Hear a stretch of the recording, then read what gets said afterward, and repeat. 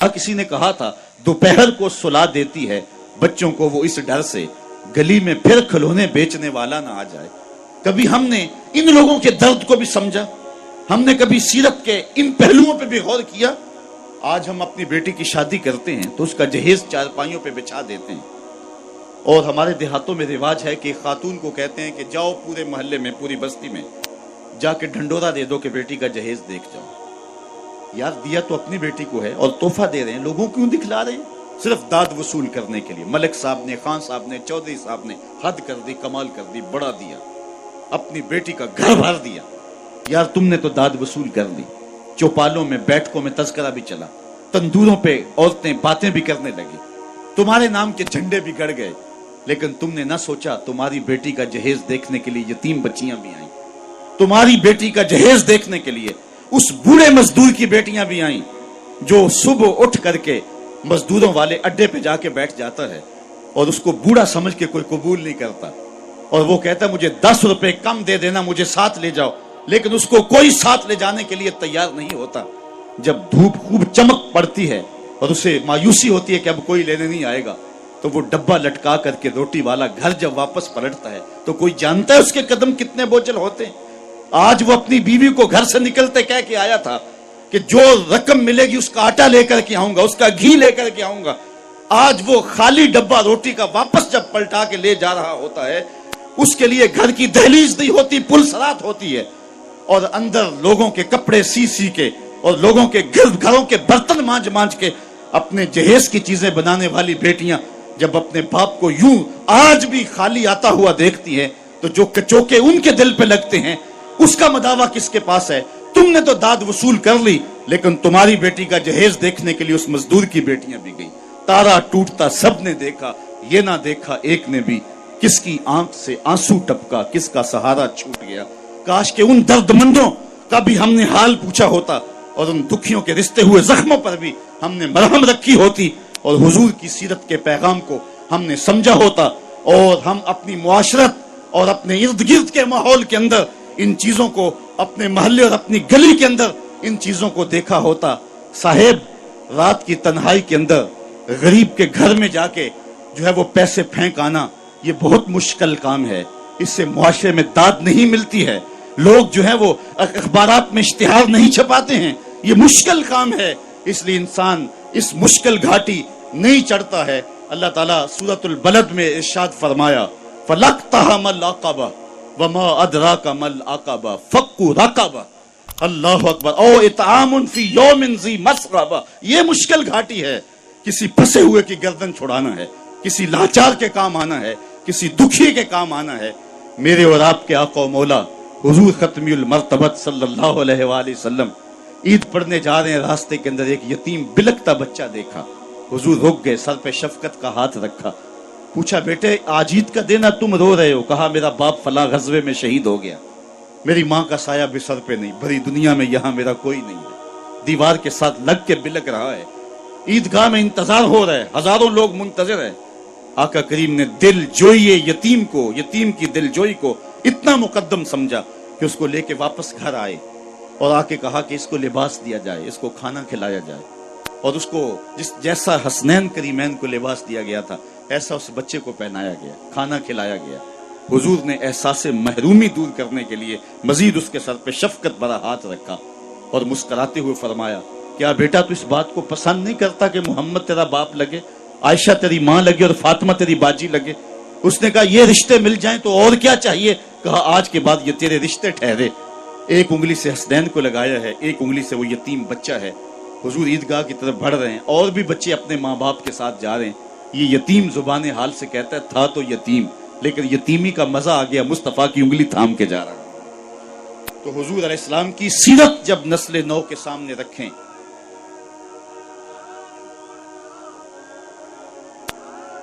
आज सिसकती इंसानियत की बात होती है तो आज दुनिया इसकी बात करती है। तो आइए अपने आका की सीरत को इस रूप के अंदर देखें, पढ़ें और उसकी खुशबू को फैलाएं और नस्ल नौ को बताएं कि आका करीम अलैहिस्सलातु वस्सलाम किस तरह दुखियों के दर्द बांटने वाले थे और लाचारों, यतीमों और मिस्कीनों के किस तरह काम आने वाले थे। समालुल यतामा इस्मतुल लिल अरामल, बेवाओं के आसरे थे, اور غریب ہو کے یتیم ہو کے یتیم پرور تھے. یہ 9 سال کی عمر ہے حضور کی. اس وقت کہا جا رہا ہے حضور کے لیے سمال الیتامہ، یتیموں کا سہارا اور آسرا ہیں. تو آقا کریم علیہ السلام نے ہمیں سیرت کے جو رخ دیے، سیرت کے جو انداز سکھائے. یار حضور کے تو معجزات بھی ہم دیکھیں تو وہاں بھی سیرت نکھرتی ہوئی دکھائی دیتی ہے. میری بات اگر طول نہ پکڑے تو مجھے ابو ہریرہ یاد آ رہے ہیں رضی اللہ تعالی عنہ. فرماتے ہیں کہ ایک دن حال یہ ہوا کہ پیٹ میں کچھ بھی نہیں تھا. کئی دن گزر جاتے صفہ کے چبوترے پہ بیٹھنے والے لوگوں کے کہ ان کو کھانے کے لیے اور پینے کے لیے کچھ میسر نہ آتا. کہتے ہیں میں مسجد نبوی کے ایسے زاویے پہ آ کے بیٹھ گیا جہاں لوگوں کا گزر ہوتا تھا. آرزو یہ تھی کوئی گزرتا ہوا شخص میرے چہرے کو پڑھ لے اور میرے من میں اتر جائے. ہستی پلکوں کے نیچے غم بھی پلتے ہیں مگر کون دیکھتا ہے اتنی گہرائی میں. حضرت ابو ہریرہ فرماتے ہیں بھوک سے نڈال تھا، قبر سیدھی نہیں ہو رہی تھی اور سوال کرنا میری غیرت کے منافی تھا. میرا خیال تھا کہ کوئی گزرتا ہوا میرے حالات سے آگاہ ہو جائے گا. خیر لوگ گزرتے گئے. میں نے کہا کوئی بات کرنی چاہیے. حضرت عمر رضی اللہ تعالیٰ عنہ آئے. میں نے ان سے قرآن مجید کی کوئی آیت پوچھی. انہوں نے آیت بتائی اور آگے بڑھ گئے. شاید وہ جلدی میں تھے اور جو میرا مسئلہ تھا وہ معلوم نہ ہو سکا انہیں. پھر میں منتظر رہا. حضرت صدیق اکبر آئے رضی اللہ تعالیٰ عنہ. میں نے ان سے کوئی مسئلہ شرعی پوچھ لیا. انہوں نے بھی مسئلہ بتایا اور آگے بڑھ گئے. میں نے سوچا میرا مسئلہ تو وہیں رہ گیا. کہتے ہیں اب میں پریشان تھا کہ ایک جانب سے روشنی اٹھی اور دل و قلب و نگاہ کا مرشد اولین آ گیا.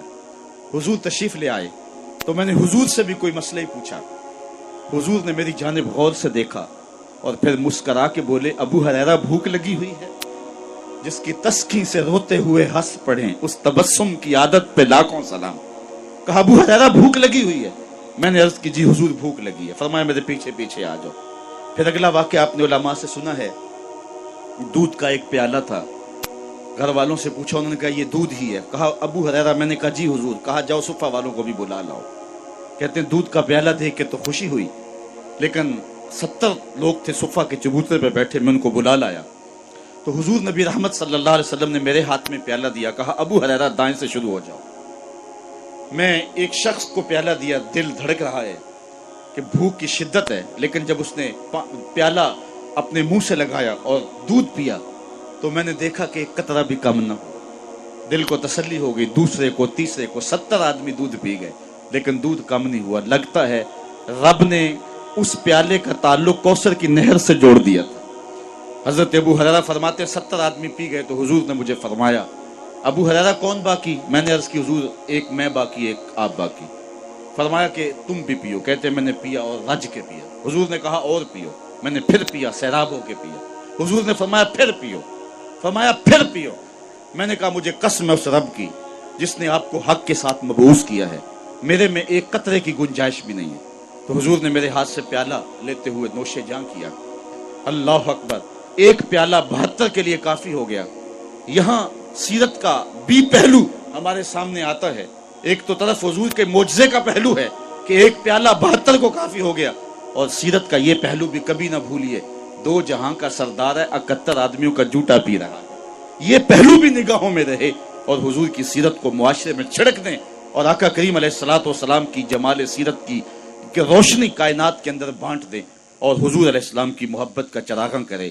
اقبال کہتا ہے اگر تم چاہتے ہو کہ حضور علیہ السلام کا پیار نئی نسل کے اندر منتقل کیا جائے تو پھر یہ کام تمہیں کرنے پڑیں گے کہ ان کو کثرت سے درود پڑھنے کی ترغیب دی جائے گی, حضور کے حسن و جمال کا تذکرہ سنایا جائے گا اور حضور کی سیرت کی خوشبو ان تک پہنچائی جائے گی. اور میں کہتا ہوں حضور کے مناقب اور فضائل کی کہانی ان تک پہنچائی جائے گی, رکھی جائے گی, اور عظمت مصطفیٰ کے قصیدے ان کے سامنے رکھے جائیں گے. یہ محافل نعت اور یہ مجالس نور اور یہ محافل میلاد نئی نسل کے اندر جو ہے وہ حب رسول کو داخل کرنے کا زود اثر ذریعہ ہے, اور ان کے نتائج اگر ہم حاصل کر پائیں اور ان کو ہم مؤثر انداز سے منعقد کریں اور ہماری محافل کے اندر جو کچھ چیزیں شامل ہو گئی ہیں جو اس کی روح کو مسخ کر رہی ہیں ان کو دور پھینکیں اور پھر اس سے زود اثر نتائج حاصل کر کے حب رسول کے چراغاں نئی نسل کے اندر کیا جا سکتا ہے.